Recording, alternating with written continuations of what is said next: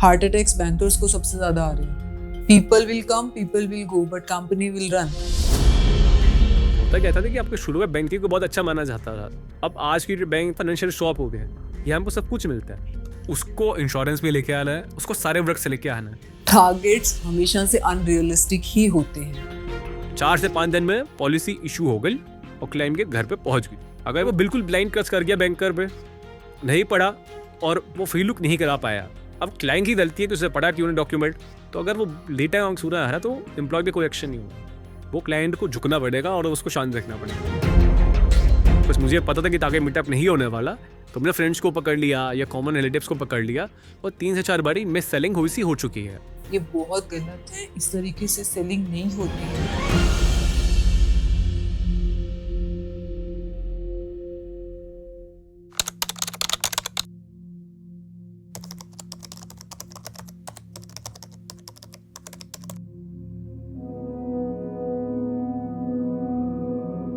क्या कभी आपने प्रेशर में ऐसा कोई प्रोडक्ट बेच दिया कस्टमर को जो आपको लगता है आपको नहीं बेचना चाहिए था? बहुत दरी, it's a normal course of business. तो आपने अपने लाइफ टाइम में ऐसा किया हुआ है? मैंने 2012 में बैंकिंग इंडस्ट्री ज्वाइन करी थी। जो मैंने स्टार्ट करा था तो मैं एज अ टेलर स्टार्ट हुआ था, बट टेलर के रोल पे भी आपको सेल्स के टारगेट होते हैं। स्लोली एंड ग्रेजुअली टेलर से फिर मैं आरएम प्रोफाइल पे आया, देन आरएम से मूव करते करते करते एक मिडिल मैनेजमेंट रोल पे आ गया। आप जब एक इन्वेस्टमेंट इंश्योरेंस पॉलिसी किसी कस्टमर को बेचते हैं तो आपके बैंक को कितनी कमीशन मिलती है? तो अगर मैंने कस्टमर को कन्विंस कर लिया कि आप 1 लाख का इन्वेस्टमेंट करिए, 10 साल के इन्वेस्ट करिए और 15 साल के बाद मतलब मेच्योरिटी अमाउंट ले जाइए, तो अगर जो 1 लाख का प्रीमियम वो पहले साल पे कर रहा है, मुझे उसका 65% मिलेगा रेवेन्यू। मतलब मेरी बुक के अंदर मैंने 65,000 का बैंक को रेवेन्यू कमा के दे दिया। अब मेरा टारगेट सपोज कीजिए 80,000 की रेवेन्यू अर्न करने का है, तो मेरा जो बच्चा है वो 15,000 का टारगेट है। वो मैं चाहे दूसरी इंश्योरेंस से बेच के कर दूँ या ना कोई और प्रोडक्ट बेच दूँ। When you invest in a multi-year endowment policy, up to 65% may go towards commissions for these banks. Then there are salaries, office rent, and other expenses of the insurance companies. After all this, a very small portion of your investment is invested in the first year. Even the Economic Survey of India 2024, tabled by the Ministry of Finance and the Parliament, advised the banks to resist the temptation of product mis-selling at the expense of customers. The survey admitted that product mis-selling by banks is too rampant to be dismissed as the activity of a few bank RMs.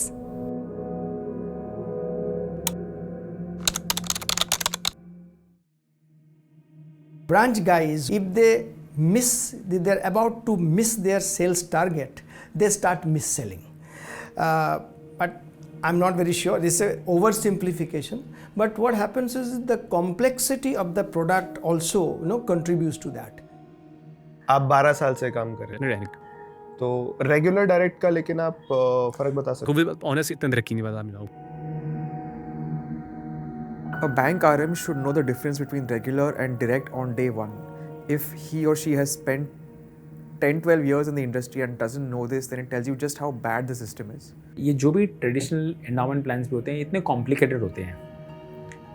90% bank relationship managers को खुद को समझ में नहीं आता है। उनको 2 page का सेल्स ब्रोशर बना दिया जाता है। जो इंश्योरेंस कंपनी होती है उनके साथ कॉन्फ्रेंस कॉल, जूम कॉल पे उनको सेल्स पिच बताई जाती है खाली कि आपको ये 10 बातें बोलनी है, और उनको डिटेल में उनको भी नहीं पता होता है। A study on Bank RM's technical knowledge revealed shocking gaps. 85.3% couldn't differentiate between regular and direct mutual funds, and 98% didn't know the difference between nominal and real returns. जो बैंक आराम का डे होता है ना, वो बहुत ही हेक्टिक रहता है। As a banker, you have to reach by 8:30. Why?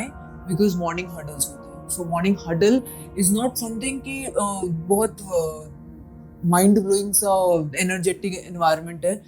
Starting कैसे होती है कि उसको पता कि उसको टारगेट्स क्या है, ठीक है, एंड सपोज कीजिए 3 दिन उसके निकल गए और उसका बिजनेस नहीं हो पा रहा, तो उसको वो समझ आ जाता है कि अब मुझे शायद डाल पिटने वाली है या हैरासमेंट होने वाली है, या मैं किसको जाके काटूँ। मैं काटने का वर्ड ऐसे यूज़ कर रहा हूँ क्योंकि वो सबको पता है कि वो इंडस्ट्री ऐसे चलती है। फ्रॉम स्टार्टिंग वो आपको प्रेशराइज कर देंगे कि आपका आज का ये टारगेट है, आज का ये ड्राइव है, आज सो एंड सो करना है। तो आप आपका स्टार्टिंग इतना डिप्रेसिंग है, इतना प्रेशराइज्ड है दैट आपका पूरा दिन आप सोच सकते हो कैसे निकलेगा। बिकॉज उसको इंश्योरेंस में लेके आना है, उसको सारे वर्क से लेके आना है। अदरवाइज उसको ना लेट सेटिंग्स बैठाना या उसको मल्टीपल कॉल्स करना या उसकी लोकेशन जानना, आप कहाँ पे हो, किसके साथ हो, बहुत क्रैकिंग शुरू हो जाती है। आप विश्वास नहीं करेंगे, मैं एक बार मेरी ब्रांच गया था 9 बजे सुबह। ब्रांच को खुल जाना चाहिए 9 बजे, मुझे 9:15 तक बैंक में अंदर एंट्री नहीं करने दिया गया था। तो मैं बाहर खड़ा होकर सुन रहा था और लकीली मैं सुन पा रहा था। वो हडल जैसी होती है, 15-20 लोग जितने भी ब्रांच में होते हैं उनको बुलाया जाता है और उनसे शपथ टाइप की ली जाती है कि आज मैं 10 पॉलिसी करूँगा।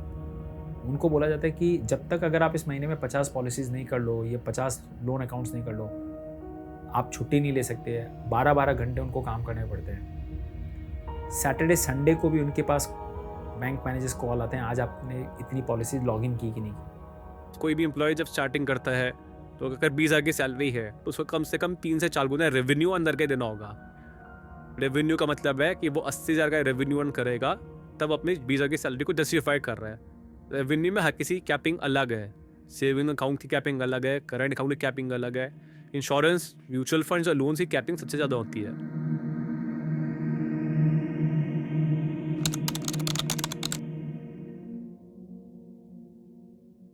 क्या आपको लगता है कि आपके टारगेट्स अनरियलिस्टिक हैं?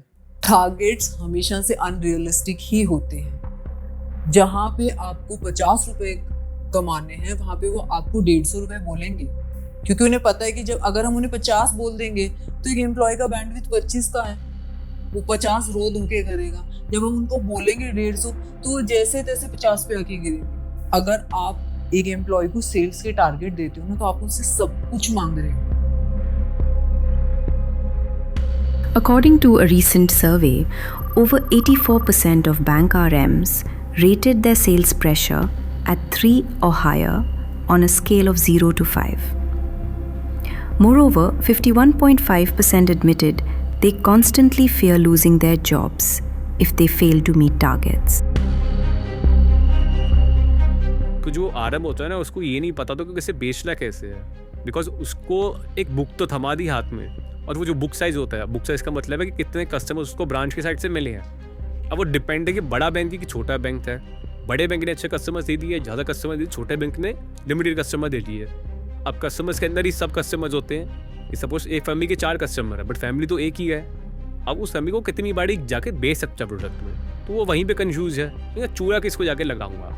अब मैं नया कस्टमर कहाँ से पकड़ूंगा? मार्केट में कोल्ड कॉलिंग करूँगा, अपनी फैमिली में जाके पकड़ूंगा, अपने माँ बाप को पकड़ूँ, ताऊ को पकड़ूँ, तो मैं पकड़ूँगा किस? अब शायद अगर नहीं पकड़ पाया किसी को दिन में, तो शाम को आगे फिर बैठ जाएगा, अब इसको BM उसको सुनाएगा। और तब चाहे वो अब्यूजिव लैंग्वेज बोले, उसको लेट तक बैठा के रखे या उसको फालतू के काम करवा दे, कुछ भी काम करवा सकता है। होता क्या था कि आपके शुरू में बैंकिंग को बहुत अच्छा माना जाता था। जब हमने ज्वाइन किया था तो मेरे फादर भी बैंकर थे, तो उनको टाइम पे बहुत इज्जत मिलती थी। इनिशियल टाइम पे बैंकर्स की इज्जत होती थी। अब आज की बैंक फाइनेंशियल शॉप हो गए, यहाँ हमको सब कुछ मिलता है। आपकी जो जॉब होती है उसमें क्या आपको ट्रेन किया जाता है कि कस्टमर्स को क्या फाइनेंशियल एडवाइस दे सकते हैं और किस तरीके से प्रोडक्ट्स बेच सकते हैं? बहुत बेसिक लेवल की अगर जॉब स्टार्ट कर रहे हो आप, तो आपको बेसिक नॉलेज दी जाएगी। पर वो बेसिक नॉलेज भी ना खाली बुकिश होती है और एक्सेल बेस्ड होती है। इतना इन्वेस्टमेंट करा, इस प्रोडक्ट में करा, एवरेज रिटर्न इसका इतना आ जाएगा। 7 से 8, 8 से 9 लेके चलेंगे। आपको इन डेप्थ नॉलेज कभी नहीं मिलती प्रोडक्ट की। वो आपको ऑन द जॉब ही सीखना पड़ता है। आप कंप्लेन से सीखो या अपने कलीग से पूछ के सीखो कि इसमें होता क्या है, इसका मतलब क्या है और कैसे कर सकते हैं और कैसे इसको एनहांस कर सकते हैं।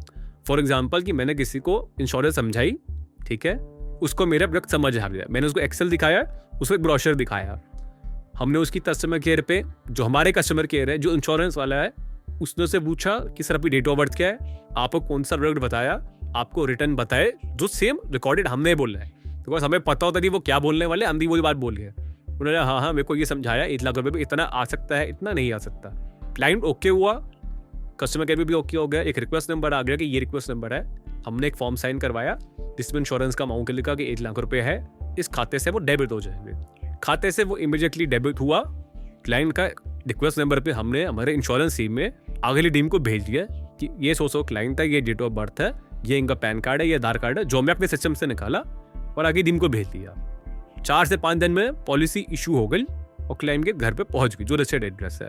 अब क्लाइंट की समझदारी है उसने पॉलिसी डॉक्यूमेंट पढ़ा या नहीं पढ़ा। अगर वो बिल्कुल ब्लाइंड ट्रस्ट कर गया बैंकर पे, नहीं पढ़ा और वो फ्री लुक नहीं करा पाया, तो 15 दिन में तो फ्री लुक हो ही नहीं सकता, तो वो उसका 1 लाख रुपये इन्वेस्टेड हो गया। वो तोड़ नहीं सकते 1 लाख रुपये को। आफ्टर पढ़ने के बाद अगर वो फ्री लुक कराने आया तो हम नहीं कर सकते, बट येस उसके पास एक राइट है कि वो अगले साल से पैसा ना जमा करे। 3 साल के बाद वो पैसा अपना विड्रॉ कर सकता है, अगर उस पर उसको खाली सेविंग अकाउंट का इंटरेस्ट का हिस्सा मिलेगा और कुछ नहीं मिलेगा।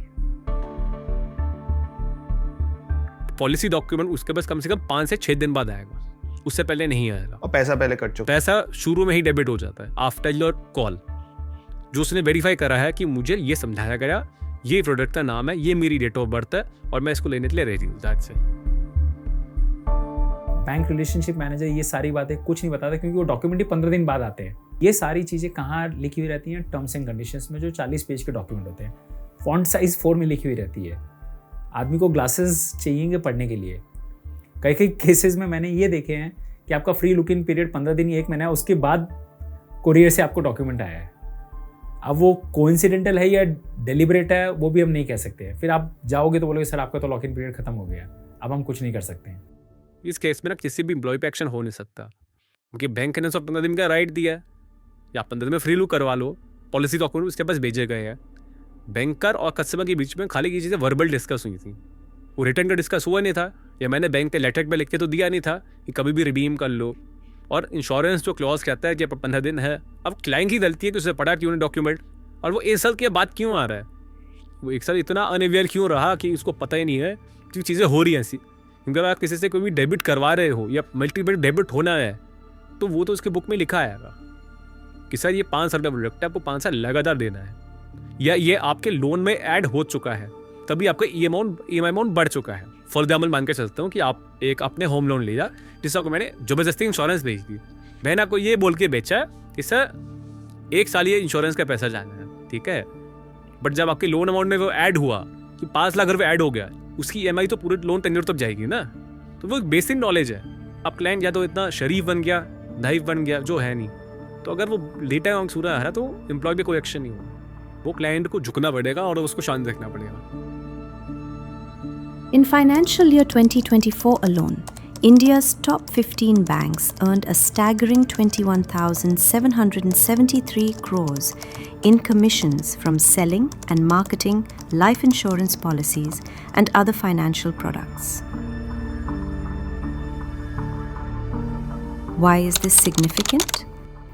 Because these commissions are earned by aggressively pushing financial products, especially life insurance products, often not suitable for the customer. Many of these products, like ULIPs, carry high premiums, generating hefty commissions. The result? Unnecessary policies, financial losses, long lock-ins, and loss of trust. Through their relationship managers, they sell substandard policies to people of all backgrounds. You know, ये 10 साल में मैंने सिर्फ यही देखा है that आप जितना यहाँ पे इंडस्ट्री में दिल लगा के काम करोगे ना, उतना आपका खून ही खत्म होगा। आपको पता है इंटरनली कि गलत जा रहा है, गलत हो रहा है, बट आप में इतना नहीं होता है, हिम्मत नहीं होती, आप में इतना दम नहीं है। रीजन है फाइनेंशियल क्रंचीज है, रिस्पॉन्सिबिलिटीज है, फैमिली है, बच्चा है, खुद के भी खर्चे हैं। ये आपके कलीग्स भी सेम चीज़ फील करते हैं? हार्ट अटैक्स बैंकर्स को सबसे ज्यादा आ रहे हैं, क्योंकि वो इतना अंडर प्रेशर है, वो इतना दिल लगा के काम करते हैं, अपनी बैंकिंग से इतना प्यार करते हैं, पर बाद में उन्हें रियलाइज होता है कि ये कोई फायदा नहीं हुआ। People will come, people will go, but company will run. So चाहे बंदा आके रिजाइन करके जाए, चाहे वो मर के जाए, कंपनी को कोई फर्क नहीं पड़ता है।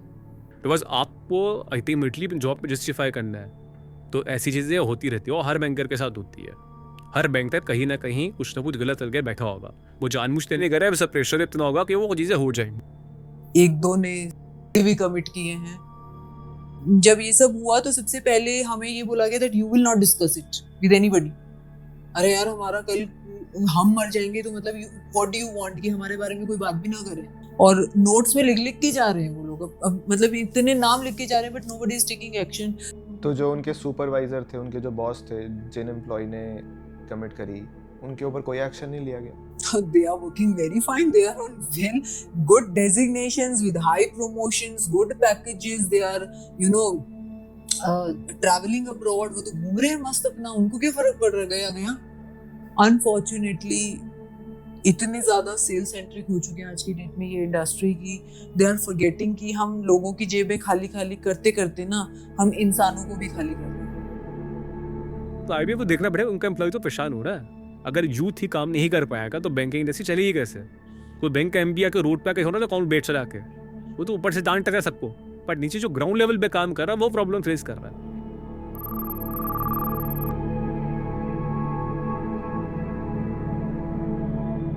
आप अपने करियर में कभी अपने सीनियर के पास गए हैं, बोलते हुए कि ये प्रोडक्ट तो ठीक नहीं है कस्टमर के लिए, तो हमें फिर भी क्यों बेचना चाहिए? ठीक है, आपका डिस्कशन हो जाता है बट वो यूजलेस होता है, क्योंकि बीएम को भी पता है इससे बेनिफिट कुछ नहीं मिल रहा, हमें तो बेचना है बेचना है। क्योंकि अगर बैंक्स ऊपर लेवल से सारी पॉलिसी डाउनलोड होती है, प्रोडक्ट्स ऊपर से डिसाइडेड होते हैं कि ये आपको करना ही करना है, कोई कम करेगा कोई ज़्यादा करेगा। बीएम को भी पता है कि एक एम्प्लॉय सारी चीज़ें नहीं कर सकता, तो उसको तो प्रोबेबिलिटी बेसिस पे करना है कि मेरे पास 4 आ रहा, मैं 4 से मैं 2 प्रोडक्ट निकाल लो, कोई कुछ भी करके लिया है, अल्टीमेटली उसको अपने ब्रांच को अपना P&L मेंटेन करना है।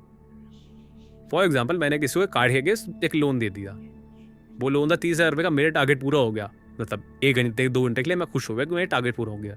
बट वो 30,000 के लोन पे 2,000 के फालतू के चार्जेस है, जो आप बोलते हैं कि प्रोसेसिंग फीस है, इंटरेस्ट लग के आएगा। वो मैंने बोला कि भाई जब तेरे लगेंगे तो मुझसे पैसे ले लियो।